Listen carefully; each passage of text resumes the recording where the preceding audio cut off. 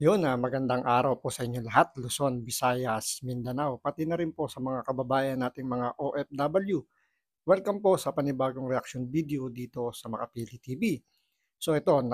Natuloy na po yung pagharap po ni Pangulong Duterte sa House Committee, sa Quadcom po ng House of Representatives. So ang dami pang arte nitong Quadcom na kunyari ipo-postpone, ika-cancel nila yung hearing pero hindi at alam kung napilitan lang sila dahil maraming tumatawag sa kanilang duwag na natakot, kung ano-ano, umatras yung mga itlog nila. So, siguro napilitan lang sila na harapin si Pangulong Duterte dahil willing or talagang kumbaga ah, desididong pumunta si Pangulong Duterte sa House of Representatives diyan sa may Commonwealth para kumprontahin itong Quad Committee. Kaya siguro napilitan itong mga bata ni Tambaluslos, tsaka si Tambaluslos siyempre, kung wala namang approval o go signal yan ni Tambaluslos, hindi matutuloy yung Quadcom. So, natuloy po yung hearing at hinarap sila ni Pangulong Duterte. So, halos inabot po siya ng more than 12 hours yung hearing. So, kung panunuorin natin ng buo yung nangyaring hearing, nangyari diyan parang buong House of Representative versus PRRD ang nangyari kasi hindi halos nakapagsalita yung mga kasama niyang legal counsel. Mostly puro atake and puro depensa ang ginagawa ni Pangulong Duterte. Pero overall, naging maayos naman yung naging usapan, yung nangyaring hearing. Although nagkaroon ng mga konting mga taasan ng boses, which is normal naman kasi nga nagiging personalan, yung emotion mataas. So maganda naman yung kahit papaano yung pag-handle ni Ace Barbers bilang chairman.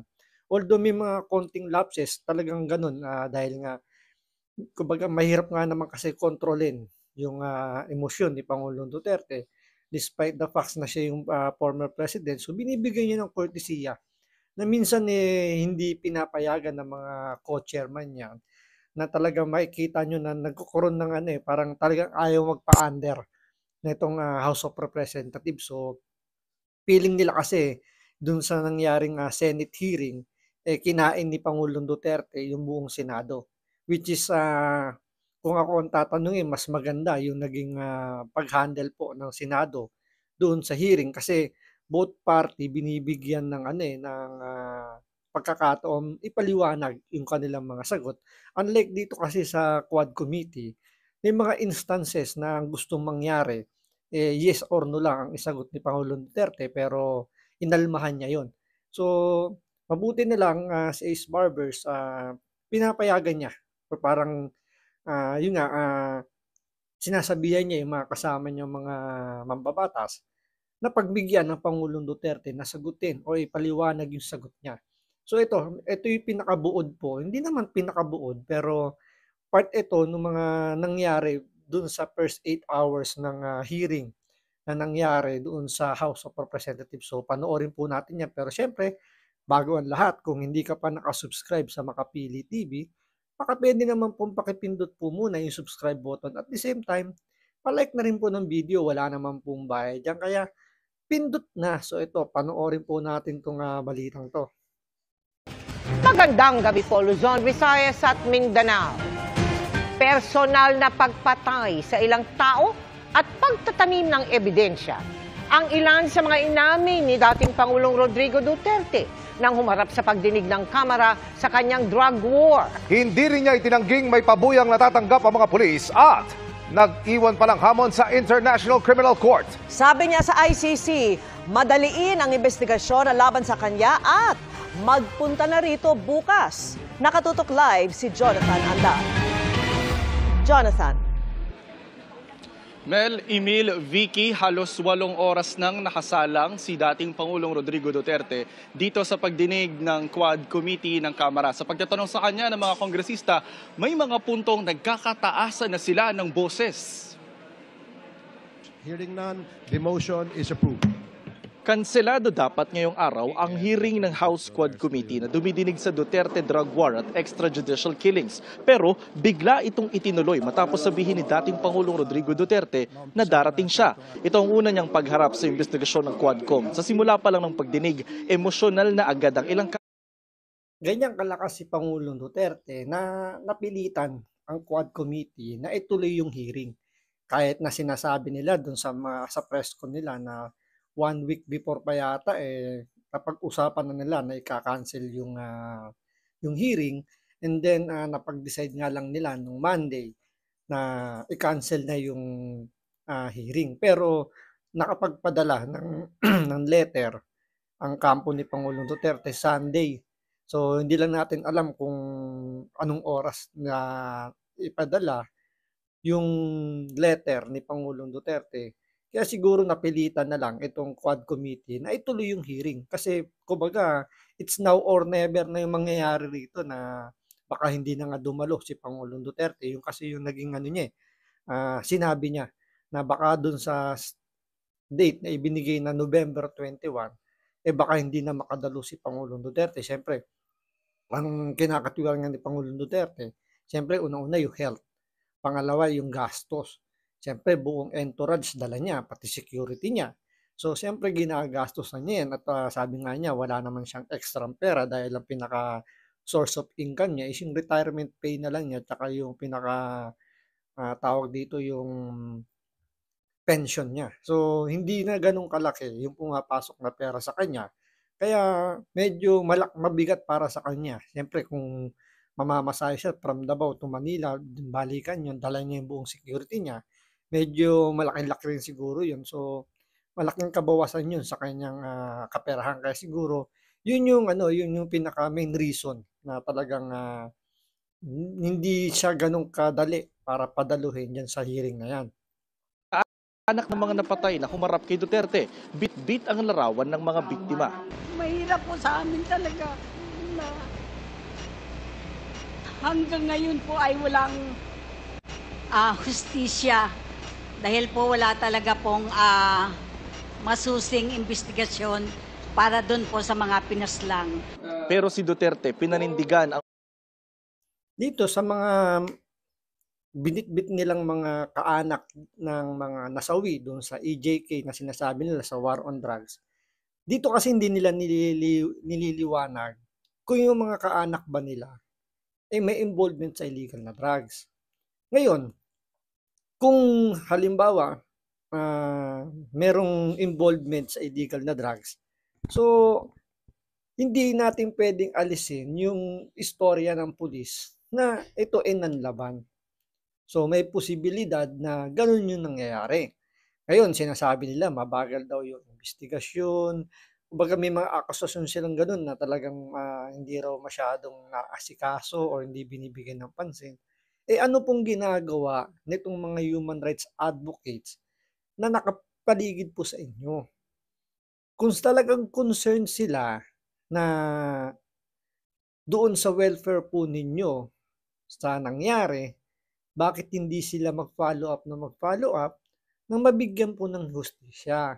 At the same time, kung panonoorin niyo po yung mga itong video, itong hearing hearing na to, ang hamon ni Pangulong Duterte, magsampa kayo ng kaso, dalhin niyo sa korte. So it means wala namang nag-object na sinasabi na nakapag-file na sila ng kaso.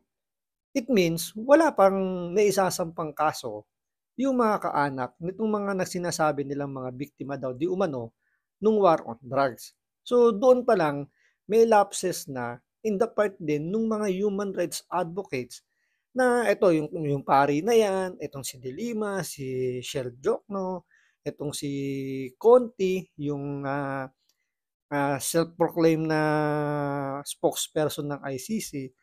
So wala silang pang naisasampang kaso sa mga pulis or maybe kay Pangulong Duterte para panagutin nila. Kaya nga ang linaw ng sagot ni Pangulong Duterte, go to court, file a case at doon niya hahanapin yung kaso. Ang tanong bakit hindi pa nila ginagawa? Bakit ang ingay-ingay nila na kumbaga nauna pa silang mag-file sa ICC. Considering mga abogado mga ito, so mga abogado pero wala silang tiwala sa justice system natin. So ano pang reason na nag-abogasyo kayo rito sa Pilipinas? So 'di ba dapat kung nandito ka sa Pilipinas, ipagmalaki niyo yung kung saan kayo nabibilang. Yan kasi isa sa mga problema nating mga Pilipino.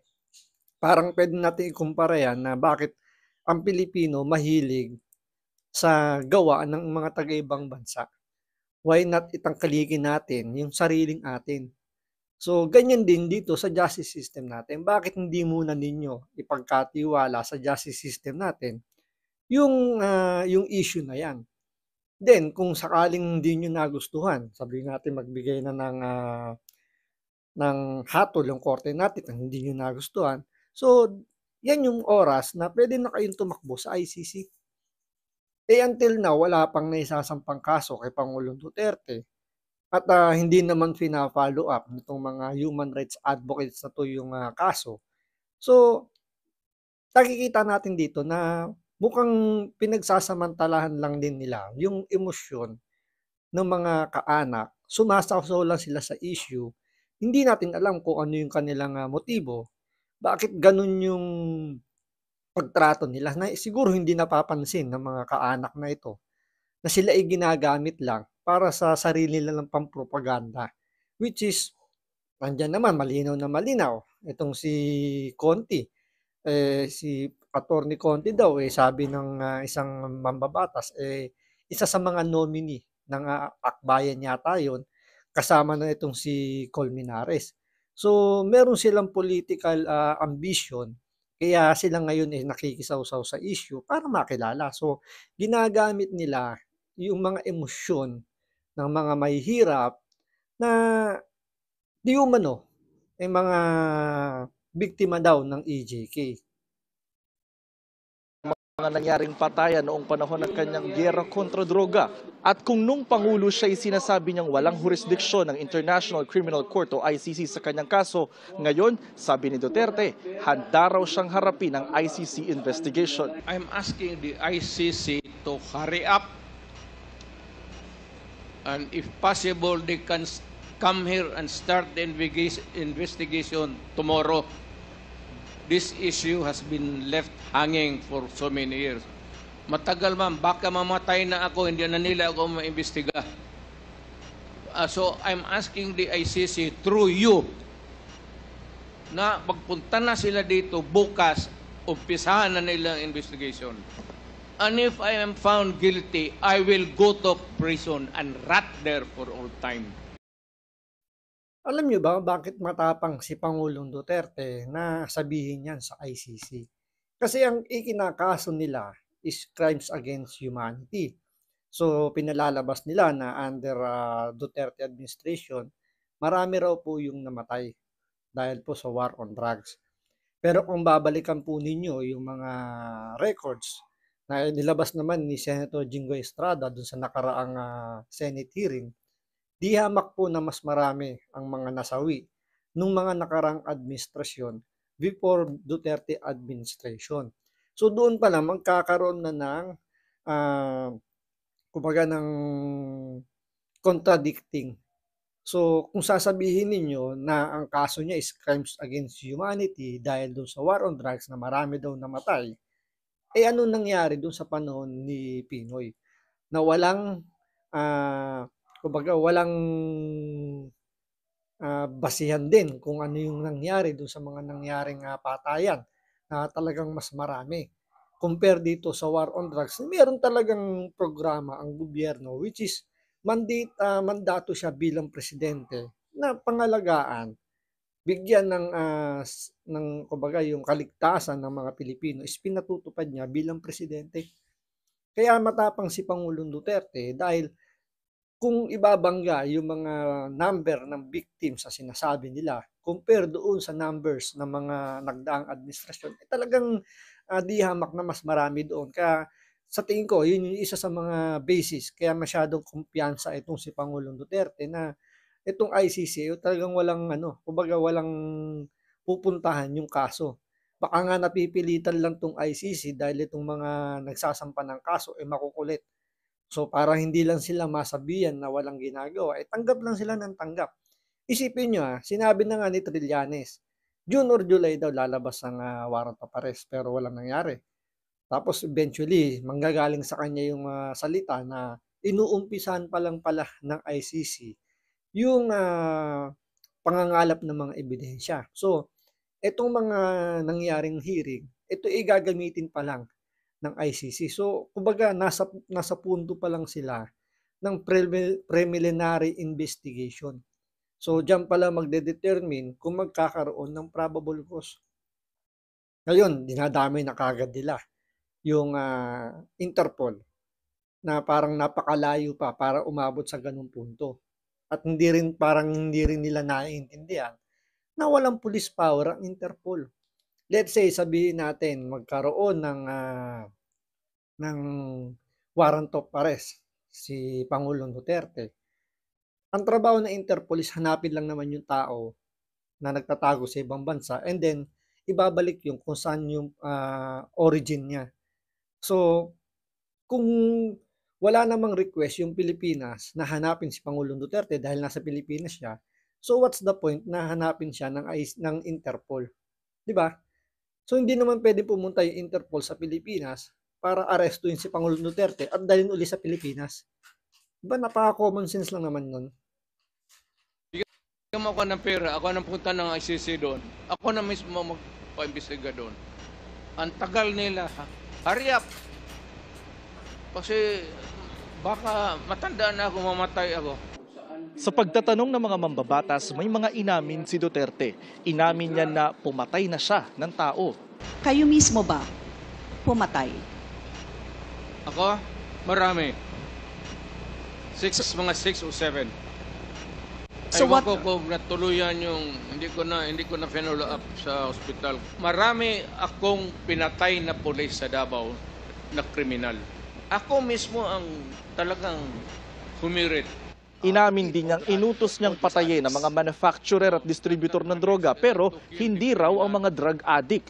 Sinabi hindi addict, sabi ko drug dealers and drug pusher. Bakit mo patayin yung addict? Dali mo sa ospital. I will admit na ang order ko yung mga drug manufacturers pati yung mga big time drug distribution patayin. Inamin din niyang nagtatanim siya ng ebidensya gaya ng sinabi niya noon sa video na ito. We planted evidence. Totoo yan. So nagpa-plant po talaga kayo ng evidence? Well, that was a part of the strategy as a mayor. Inamin din niyang may natatanggap na pera ang mga pulis sa drug war pero hindi raw ito ang 20,000 to 1 million pesos kada mapapatay na isinuwalat noon ng dati niyang pinagkakatiwalaang pulis na si Royina Garma. Ito po yung namamatay, binabayad po 20,000 to 1 million? Hindi yan, sir. Yung may police operation, alam ng pulis lahat yan, pinupunduhan ko yan. O ito, for a particular project. Pagka na-accomplish nila yan, sir, may sobra, magsabi ang police officer o lead official, sir, may sobra, hindi na ubos yun. Hindi na yan. For the boys. Doon sa sinasabi ni Pangulong Duterte, ayan, sa palagi ko, discretion lang yan ng mga nakatataas. So, bilang mayor, so under niya yung PNP na nasa kanyang lalawigan, sa kanyang lungsod. So, discretion ng mayor yung pagbibigay ng mga, sabihin natin, ng reward na yan sa paggawa o yung pag-perform ng mga kapulisan, yung mga locally perform ay mga tagang legal, dumaan sa proseso. So, well-deserved naman nila, nabigyan sila ng reward ng mga top official. Hindi ng top official no, under PNP. Halimbawa, tuloy yan, mayor or presidente. Kung galing naman sa sarili niyang pera or kung saan galing yun. So, well-deserved yun ng mga kapulisan. That, kumbaga, yun yung yung discretion niya eh. Diba? Wala naman pinagkaiba yan. Halimbawa, ikaw manager. So, under mo yung itong mga nasa certain branch, di ba? So, naging top perform o nag-perform ng maganda yung mga tao mo. So, pwede kang maglabas ng pera, pwede mo sila i-treat ng pagkain, magbigay ka ng regalo, in form ng ano mo, na appreciation mo doon sa ginawa nila eh. So, it doesn't mean na nagbigay ka ng reward, tino-tolerate mo yung ginawa nila. Pero kung tama naman, ba't mo naman bibigyan ng reward? Kaya nga sabi to ni Pangulo Duterte, kumbaga, ini-sponsoran niya dahil limited nga yung budget ng PNP. 'Di ba marami na nga nababalita na kaya nga hindi raw masyadong nakakapag-patrol yung pulis dahil nga wala silang panggasolina. Which is totoo naman talaga. Kulang na kulang yung kanilang mga gamit. 'Di ba? So yun yung yun ay suportang ginagawa ni Pangulong Duterte para makapag-perform ng maayos yung kanyang kapulisan, especially dun sa Davao. Kaya nga anong resulta nung ginagawang effort ni Pangulo Duterte? So pasok po ang Davao sa Asia yata number 2 na safety, yung pinakaligtas po na lugar po dito sa Pilipinas. So yun yung mga kumbaga yun yung nagiging resulta ng mga aksyon na ginagawa ni Pangulong Duterte dahil sa pagmamahal niya sa kanyang lugar at sa mga nasasakupan niya. Yan, sir. Okay, yan, sir. Yan. Reward. Correct. Very correct. Talagang totoo. At minsan, bigyan ko pa dagdag. Ayaw sagutin ni Duterte ang tanong ni Representative Raul Manuel kung galing ang pabuya sa confidential funds ng Office of the President. Kaya tinawag yan, sir, ng intelligence pati confidential. Kaya huwag kang magtanong kung anong confidential ginawa ko. Confidential nga eh. Yan yung isa sa mga tanong ng tanga na tungkol sa confidential funds. COA na yung nagsabi, by nature, confidential nga eh. Ba't mo sasabihin kung confidential? Sinabi rin na yan ng ombudsman. Kung yan, sasabihin mo, hindi na confidential yan. Dapat nga nagbigay rito na example si Pangulong Duterte, tanungin niya tong si Raul Manuel na kung ano yung PIN code ng kanyang ATM. Baka sakaling ibigay niya. Kung ito engot-engot, di ba? So alam naman natin na yung PIN code ng ATM is confidential. So hindi mo pwedeng ibigay 'yon. Especially yung mga OTP, di ba? Mga confidential din 'yan. Kahit nga yung pangalan mo, yung birthday mo, cellphone number mo, hindi mo pwedeng basta-basta ibigay yan sa mga taong hindi mo naman kakilala kasi nga confidential. Pero dito, gusto nilang malaman kung ano yung pinanggalingan ng perang ibinibigay ni Pangulong Duterte kung yun daw ba galing sa confidential funds, which is discretion po yun ng mayor or ng presidente kung saan niya gagamitin yung confidential funds. Which is meron naman talaga siya nun. Although sabihin na natin, yan pera ng taong bayan. So parang kumbaga may karapatan yung taong bayan na malaman kung saan ginamit yung confidential funds. Pero kung idadaan yan sa batas, talagang may hirapang ilabas yan dahil nga for security matter na yan eh.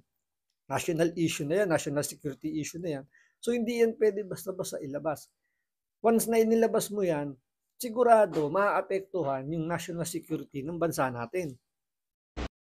I am protecting the interest of the Republic when I dispense confidential funds. Do not make me account for something which I cannot do legally.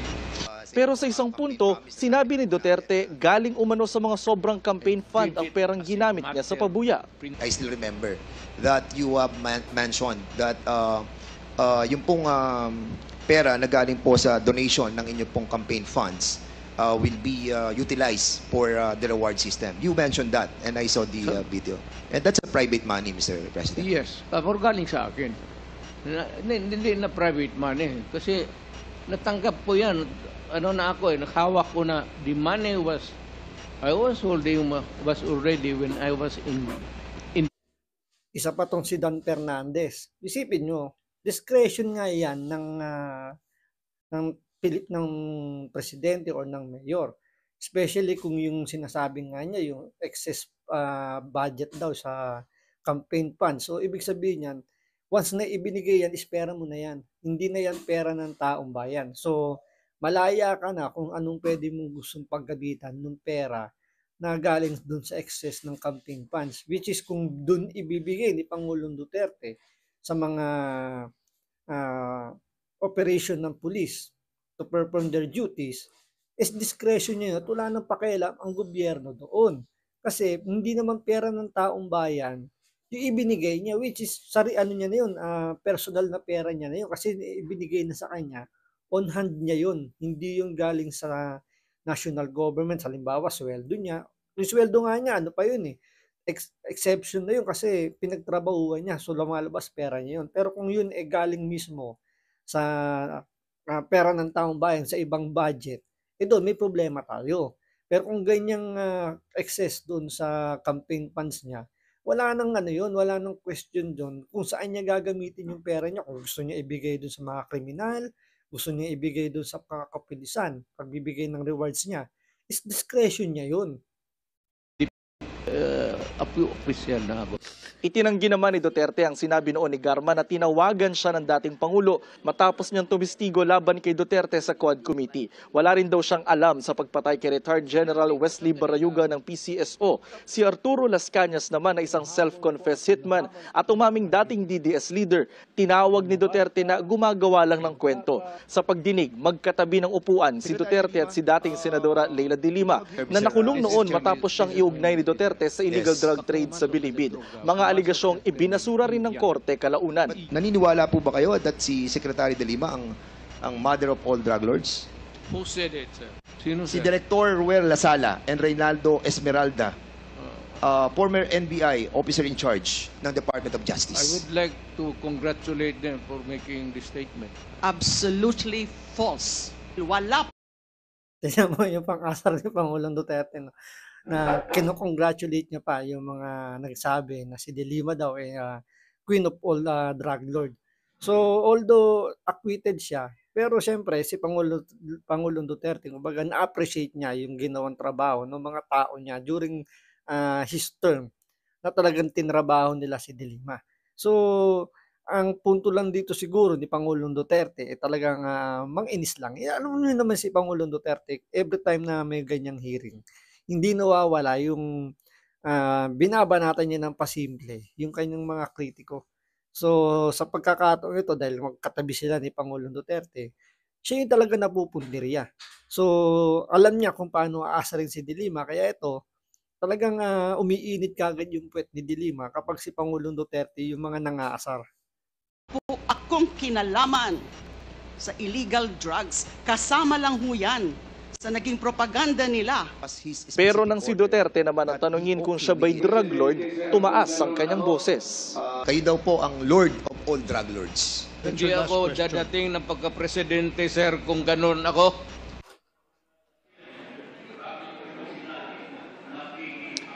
Vicky, kaninang alas 4:30, dumating din dito si Vice President Sara Duterte. Hindi siya nagpaunlak ng panayam at dumiretso siya sa upuan malapit sa likod ng kanyang... Well, yun nga, sa halos 8 oras na pag-upo ni Pangulong Duterte, yun po yung ilan sa mga naging kaganapan doon sa hearing. So marami pa nangyari dyan ng mga tanungan, mga salaysay na nilabas nila. More on puro questioning na parang wala naman ng batayan. Kumbaga wala nang, hindi na related doon sa issue na pinag-uusapan nila. So may mga time na medyo boring na yung nangyayari. Kaya nga iba parang naumay din doon sa nangyaring na kumbaga expectation versus reality. Yun ang lumabas. So ini-expect natin na magiging mainit yung magiging bakbakan sa hearing na yan. Pero ang pinaka nakita natin dito, naging behave naman yung Quadcom. Ibang-iba sila doon sa nangyaring hearing kapag ang mga resource person nila ay yung mga, sabihin natin, mga ordinaryong empleyado ng gobyerno, mga dating empleyado. So doon, kinakain nila ng buo yung mga resource person nila, especially kapag hindi nila gusto yung sagot. Andyan yung kinokontempt nila, lalo na si Paduano, na kahit papaano naging mahinahon siya. Itong si Abante, hindi gano'n masyadong tataas ng boses. Kung nagtataas man sila ng boses, is hindi nakadirekta kay Pangulong Duterte. Kumbaga naging courtesy, binigyan nila ng courtesy si Pangulong Duterte, which is talagang pinakita nila na yung pagbibigay ng respeto. Kaya sila nirespeto rin ni Pangulong Duterte. So, dito lang natin makikita na kumbaga ibang-iba talaga pag si Pangulong Duterte ang pumunta. Napapatiklop niya yung mga mababangis na ipis sa Kongreso na talagang kung makahirit, akala mo binubuli yung mga resource person. Pero dito, hindi sila umubra kay Pangulong Duterte. Yung tanungan nilang ba yes, sagot lang ng yes or no. Hindi umubra kay Pangulong Duterte. Hindi rin umubra kay Is Barbers dahil hindi niya pinayagan na yes or no lang si Pangulong Duterte. At kailangan niya i-elaborate yung kanyang mga kasagutan para mas maging maayos o magkaroon ng kaliwanagan yung mga nangyayaring issue. So, abangan po natin sa ibang mga araw yung mga part 2 itong hearing na to kasi medyo mahaba. Halos inabot sila ng more than 12 hours yung naging hearing. So, napakarami pong nangyari na hindi natin kayang isa-isahin, pero hahanapan natin ng pagkakataon na yung mga sabihin natin, yung mga best moment, yun ang kukunin po natin. So, hanggang dito lang po muna. Maraming salamat sa panonood. Ingat po kayo lagi. God bless.